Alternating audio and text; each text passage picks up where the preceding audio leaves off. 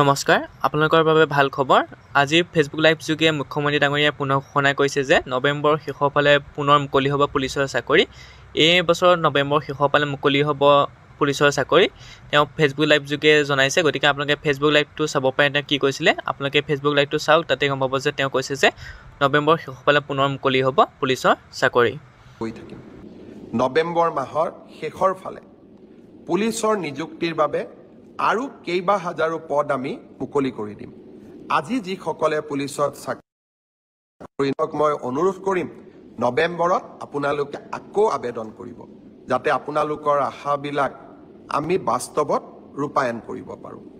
প্ৰাথমিক শিক্ষাৰো 5,000 পদৰ নিযুক্তিৰ প্ৰক্ৰিয়া সম্পূৰ্ণ হৈ যোৱাৰ লগে লগে বাকী থকা 4,000 পদৰো নিযুক্তিৰ প্ৰক্ৰিয়া আমি আৰম্ভ কৰিম।